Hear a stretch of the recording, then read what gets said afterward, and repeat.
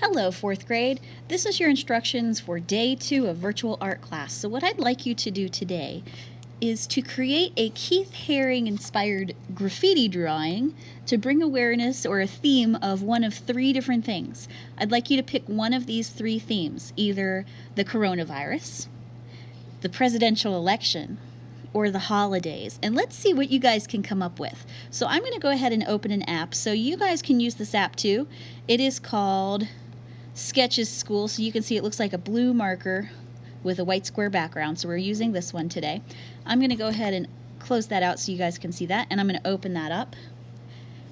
If you've never used this before, then the very first time you open this, you're only going to see the book, the tool explanation window, and then an advertisement. So you're going to click on the book. If you click on the title, it's going to ask you if you want to change it. I'm not going to do that. I'm just going to click on the book cover.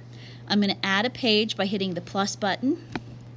And now it opens up my workspace. So I have all of these tools. I'm going to use the airbrush just for fun, or maybe even the scrubby brush. We'll see. What does that look like?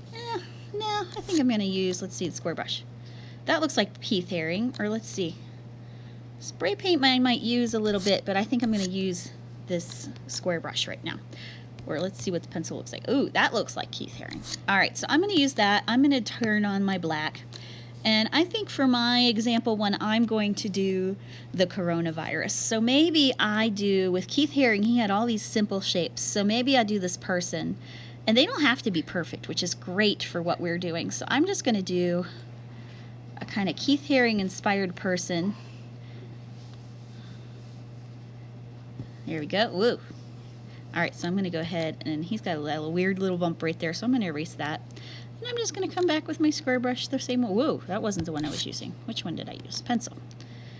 And I'm going to add that, and then maybe I'll do another one over here. So maybe I'll start with the head this time, and then I'm going to make his arm. So remember, again, he does not do very detailed oriented things, so it's okay to not have it be perfect. Remember, you're not looking for perfect. You're just looking for something that kind of looks like a Keith Haring drawing, and I think I've got it. So I think for my coronavirus thing, I think instead of a heart like we saw in some of his images, I think I'm going to do a mask. So I think I'm going to have, let's see, I'm going to have the mask. Oh, I know. I'm going to do like a giant mask in between them. So let's see. So usually what Keith Haring's drawings were doing is they were bringing attention to important things that he thought were really important issues that people might need to know about, things that people might not have otherwise paid attention to.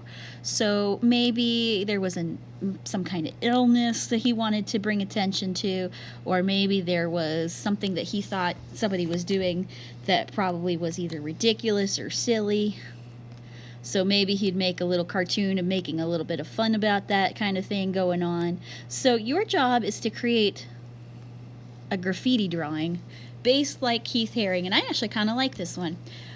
This one's based on the coronavirus. So you can either choose the coronavirus, you can choose the presidential election, or you can choose the holidays and do something inspired by Christmas or Thanksgiving or whatever holiday you want.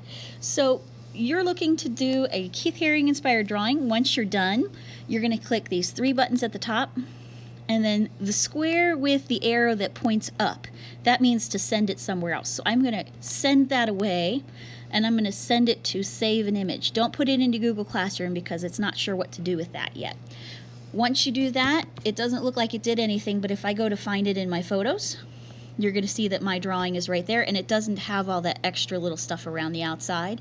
And this is what I'm going to attach to the assignment to turn in my work. So if you have any questions, please let me know, and I'll make sure that we get you straightened away as soon as we can.